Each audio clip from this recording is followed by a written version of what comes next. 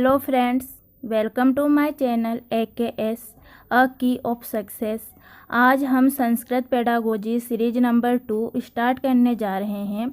इसके पहले हमने संस्कृत पेडागोजी सीरीज नंबर 1 अपने चैनल पर अपलोड कर दिया है। अगर आपने वो वीडियो नहीं देखा है तो प्लीज़ उस वीडियो को भी ज़रूर देखें, बिकॉज इस संस्कृत पेडागोजी सीरीज में मैं आपके लिए संस्कृत के most important and selected questions लेकर आती हूँ, जो आपके सभी टेट एग्ज़ाम के लिए बहुत ही यूजफुल और बेनिफिशियल है। सो प्लीज़ वीडियो को एंड तक ज़रूर देखें। चलिए शुरू करते हैं। आज का हमारा पहला प्रश्न है, समुचित भाषा कौशल क्रमः मन्यते। सही भाषा कौशल के क्रम में आता है। हमें बताना है कि सही भाषा कौशल के क्रम में क्या आता है। ऑप्शन ए है श्रवणम पठनम भाषणम लेखनम। ऑप्शन बी भाषणम श्रवणम पठनम लेखनम। ऑप्शन सी श्रवणम भाषणम लेखनम पठनम च। और ऑप्शन डी है श्रवणम भाषणम पठनम लेखनम च। आई होप कि इसका राइट आंसर आपको पता होगा। इसका राइट ऑप्शन हो जाएगा ऑप्शन नंबर डी। सही भाषा कौशल के क्रम में सबसे पहले सुनना, फिर बोलना, फिर पढ़ना और सबसे बाद में लिखना आता है। सही भाषा कौशल क्रम को हम LSRW नाम से भी जानते हैं, जहाँ पर L for listening, S for speaking, R for reading और W फॉर राइटिंग होता है। मतलब सबसे पहले हमारे श्रवण कौशल का विकास होता है, उसके बाद में हमारे स्पीकिंग यानी कि हमारे भाषण कौशल का विकास होता है, फिर उसके बाद में हमारे पठन कौशल का विकास होता है और सबसे बाद में विकास होता है लेखन कौशल का। इसलिए हमारा राइट ऑप्शन हो जाएगा ऑप्शन नंबर डी। प्रश्न क्रमांक 2 है, वाचन प्रक्रियायां नूतन अपरिचित शब्दस्य अर्थ ज्ञातुम प्रथमं किम कर्तव्यम।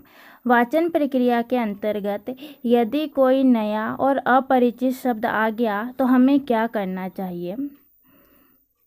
ऑप्शन है संपूर्ण संदर्भ परिशील्य स्वमेव अर्थम ज्ञातुम प्रयासः। ऑप्शन बी सरल पाठ्य वस्तु चयनम। ऑप्शन सी सद्यः एव शब्दकोश परिशीलनम। और ऑप्शन डी अध्यापकः सहपाठी व प्रष्टव्यः। एक बार प्रश्न और ऑप्शन को देख लीजिए आप।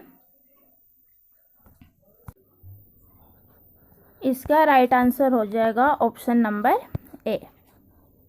वाचन प्रक्रिया में यदि कोई नया और अपरिचित शब्द आ जाता है तो उसका अर्थ ज्ञात करने के लिए सबसे पहले हमें पूरे संदर्भ को परिशीलन करके स्वयं ही उसका अर्थ जानने का प्रयास करना चाहिए। पूरे सार को अच्छे से पढ़ना चाहिए और स्वयं ही उसका अर्थ जानना चाहिए, ना कि सरल पाठ्य वस्तु को छोड़ के सरल पाठ्य वस्तु का चयन कर लो। ये ऑप्शन तो हमारा गलत हो जाएगा। फिर शब्दकोश परिशीलनम, ये भी गलत हो जाएगा। डिक्शनरी में ढूंढेंगे तो ये भी हमारा गलत होगा। ऑप्शन डी था इसमें अध्यापक सहपाठी व प्रष्टव्य, कि हम अपने टीचर या मित्रों से पूछेंगे, तो ये ऑप्शन भी यहाँ पर गलत हो जाएगा। नेक्स्ट क्वेश्चन है हमारा, लिखित अनुच्छेदस्य आकलनार्थम प्रथमम सोपानम अस्ति। लिखित अनुच्छेद के आकलन के लिए पहला सोपान कौन सा होता है वो हमें बताना है। ऑप्शन ए है शब्द समृद्धि। ऑप्शन बी व्याकरणम। ऑप्शन सी शब्द सीमा। और ऑप्शन डी है विषय वस्तु सार्थक्यम विचारा अभिव्यक्ति च। तो इसका आंसर आप लोग देख लीजिए कौन सा आएगा, फिर मैं बताती हूँ। तो इसका राइट आंसर हो जाएगा हमारा ऑप्शन नंबर डी। लिखित अनुच्छेद के आकलन का प्रथम सोपान जो होता है वो विषय वस्तु की सार्थकता और विचारों की अभिव्यक्ति होती है, क्योंकि हम विषय वस्तु की सार्थकता और विचारों की अभिव्यक्ति से ही माध्यम से पूरे सार का अनुमान लगा सकते हैं। इसलिए हमारे लेखन अनुच्छेद के आकलन का पहला सोपान जो होगा वो होगा विषय वस्तु की सार्थकता और विचारों की अभिव्यक्ति। इसलिए हमारा राइट ऑप्शन हो जाएगा ऑप्शन नंबर डी। नेक्स्ट है, सहज रूपेण भाषा अधिगमन संदर्भे महत्वपूर्ण अस्ति। सहज रूप से मतलब सरल रूप से भाषा अधिगम करने के लिए इनमें से सबसे महत्वपूर्ण क्या है? ऑप्शन ए अधिगत शब्द अधिकृत्य वाक्य निर्माणम, ऑप्शन बी लेखनम, ऑप्शन सी कथन शैल्या अपेक्षा अर्थ स्पष्टीकरणम और ऑप्शन बी है अभिभावका नाम वाक्यानाम श्रवणम। तो इसका राइट आंसर आप लोगों ने लगा लिया होगा। इसका राइट आंसर हो जाएगा दोस्तों कथन शैल्या अपेक्षा अर्थ स्पष्टीकरणम। क्योंकि सहज रूप से भाषा का अधिगम करने के लिए, भाषा को सीखने के लिए सबसे पहले हमें जो भी संदर्भ दिया हुआ रहता है उसका हमें अर्थ स्पष्टीकरण का ज्ञान होना चाहिए। मतलब कथन शैली की अपेक्षा हमें अर्थ स्पष्टीकरण का ज्ञान होना चाहिए, तभी हम भाषा को अच्छे से सीख सकते हैं। इसलिए हमारा राइट ऑप्शन हो जाएगा ऑप्शन नंबर सी। नेक्स्ट है मौखिक प्रश्नोत्तरी कस्य कौशलस्य अभ्यासस्य कृते समीचीना। मौखिक प्रश्नोत्तरी किस कौशल के अभ्यास के लिए किया जाता है? ऑप्शन है पठनस्य, ऑप्शन बी लेखनस्य, ऑप्शन सी शब्दज्ञानस्य और ऑप्शन डी है भाषणस्य। सपोज कीजिए कि आप लोग टीचर हैं। आई होप कि फ्यूचर में तो आप सभी टीचर बनेंगे ही।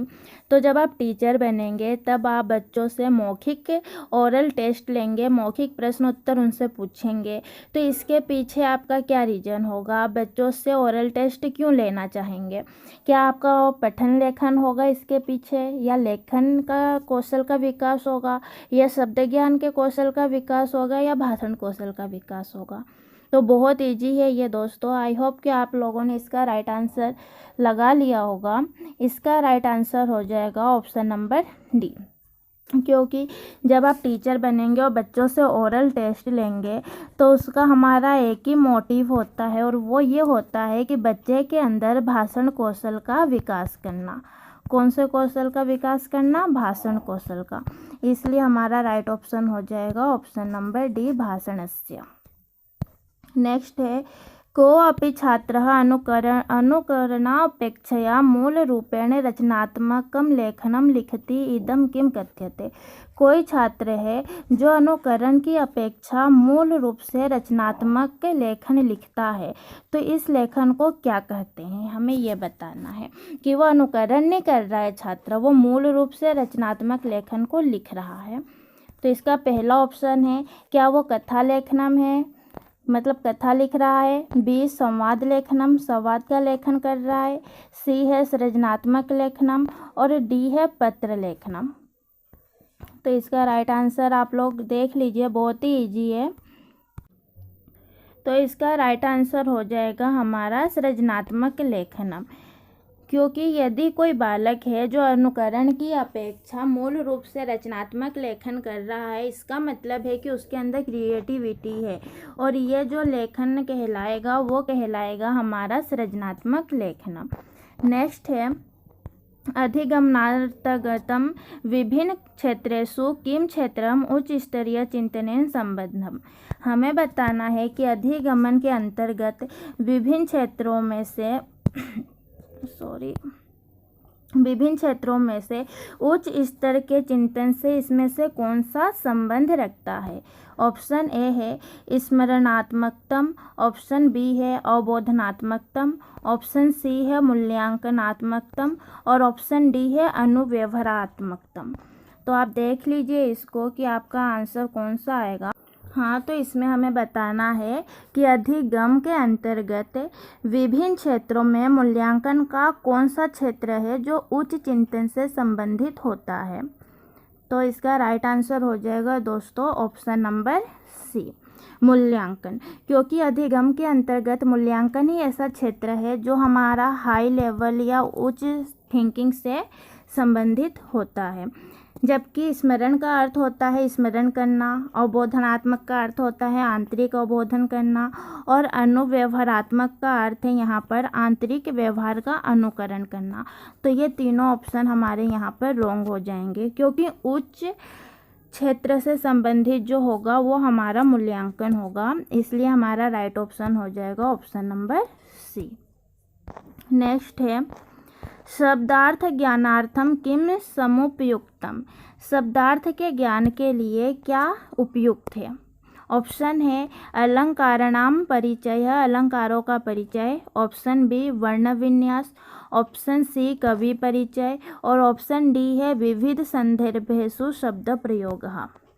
शब्दार्थ के ज्ञान के लिए क्या सही है वो हमें बताना है, तो आप देख लीजिए इसको। तो यहाँ पर हमारा राइट आंसर हो जाएगा ऑप्शन नंबर डी, विविध संदर्भेषु शब्द प्रयोगः। क्यों? क्योंकि हमें पूछा है कि शब्दार्थ का ज्ञान सबसे उपयुक्त किसमें है, तो ये सबसे ज़्यादा होगा हमें अलग अलग संदर्भों में। हम जितना शब्दों का प्रयोग करेंगे उतना ही हमारे शब्दार्थ का ज्ञान हमारा बढ़ेगा, ना कि वो अलंकार के स्मरण करने से होगा, अलंकार को पढ़ने से नहीं होगा, वर्ण विन्यास से भी नहीं होगा, उससे भी हमें शब्दों का पूरा ज्ञान प्राप्त नहीं होता है। और कवि परिचय से तो सिर्फ कवि के चरित्रों के बारे में ही पता लगता है। इसलिए हमारा राइट ऑप्शन हो जाएगा ऑप्शन नंबर डी, विविध संदर्भेषु शब्द प्रयोग। जितना ज़्यादा से ज़्यादा हम शब्दों का प्रयोग करेंगे उतना ही ज़्यादा शब्दार्थ के ज्ञान के बारे में हमें ज्ञान होगा। प्रश्न 9 है हमारा, व्याकरण शिक्षणार्थम किम सर्वाधिकम महत्वपूर्णम, व्याकरण शिक्षण के लिए क्या सर्वाधिक महत्वपूर्ण है। ऑप्शन ए नियमानाम स्मरणम। ऑप्शन बी विभिन्न संदर्भेषु पाठ्य बिंदूनाम अभ्यासः। और ऑप्शन सी स्वच्छ सुंदर लेख। और ऑप्शन डी है जीवन कौशलानी। तो आप देख लीजिए इसका राइट आंसर क्या होगा।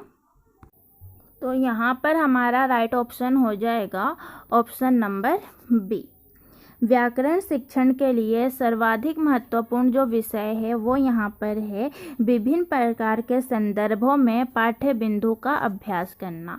हम जितना ज़्यादा अभ्यास करेंगे उतना ही हमारा व्याकरण शिक्षण अधिक महत्वपूर्ण होगा, ना कि उसमें नियम को स्मरण करना। ये ऑप्शन भी गलत हो जाएगा। स्वच्छ सुंदर लेख का ये ऑप्शन भी हमारा गलत हो जाएगा। और जीवन कौशल का भी व्याकरण सीखने पर कोई भी महत्वपूर्ण प्रभाव नहीं पड़ता है। इसलिए यहाँ पर हमारा राइट ऑप्शन होगा ओनली ऑप्शन नंबर बी। ठीक है, नेक्स्ट क्वेश्चन है हमारा एंड आज का आखिरी प्रश्न है ये, शीर्षकः वाक्येन अभिप्रायः अस्ति, शीर्षक वाक्य का अभिप्राय क्या होता है। जैसे कि हम कोई भी पैराग्राफ पढ़ते हैं ना पैसेज, अपन इंग्लिश में, हिंदी में अपन गद्यांश पद्यांश पढ़ते हैं, तो उसमें उसका शीर्षक पूछते हैं कि इस गद्यांश का उचित शीर्षक क्या होगा। तो यहाँ पर वही पूछ रहा है कि शीर्षक जो होता है उसका अभिप्राय क्या होता है। पहला ऑप्शन है निबंधस्य मुख्य भावः। ऑप्शन बी काव्यस्य निबंधस्य वा शीर्षकम्। ऑप्शन सी अनुच्छेदस्य प्रमुख विचारः।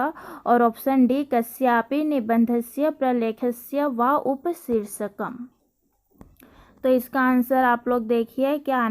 आई होप कि आपने इसका राइट आंसर लगा लिया होगा दोस्तों। इसका राइट आंसर हो जाएगा हमारा ऑप्शन नंबर सी, क्योंकि शीर्षक वाक्य को तभी समझा जा सकता है जब हमें अनुच्छेद के विषय का ज्ञान हो। इसलिए इसका सबसे राइट आंसर हो जाएगा हमारा अनुच्छेद के विषय पर विचार करना, क्योंकि अनुच्छेद के विषय पर विचार करने के माध्यम से ही हमें शीर्षक के विषय के बारे में ज्ञात होता है। तो यहाँ पर हमारा राइट आंसर होगा ऑप्शन नंबर सी, शीर्षक वाक्य का अभिप्राय अनुच्छेद के प्रमुख विचारों से है। क्योंकि निबंध का मुख्य भाव लिख देने से शीर्षक का अनुच्छेद वो होगा ही नहीं। काव्य निबंध से व शीर्षकम, काव्य का निबंध शीर्षक से कोई लेना देना नहीं है यहाँ पर। और ऑप्शन डी हो जाएगा कस्यापि निबंधस्य प्रलेख व उपशीर्षकम, और किसी भी निबंध और प्रलेख का उपशीर्षक ही शीर्षक होता है। तो ये ऑप्शन भी हमारा गलत हो जाएगा। इसलिए हमारा राइट ऑप्शन हो जाएगा ऑप्शन नंबर सी। तो दोस्तों आपको आज की हमारी ये क्लास कैसी लगी। अगर आपको वीडियो पसंद आया है तो प्लीज़ वीडियो को लाइक कीजिए, जिससे मुझे मोटिवेशन मिले और मैं आपके लिए ऐसे ही most important and selected questions लेकर आऊँ। सो प्लीज़ वीडियो अगर पसंद आई हो तो लाइक करें, शेयर करें, और मैंने चैनल को अभी तक सब्सक्राइब नहीं किया है तो सब्सक्राइब कीजिए। Okay, thank you so much.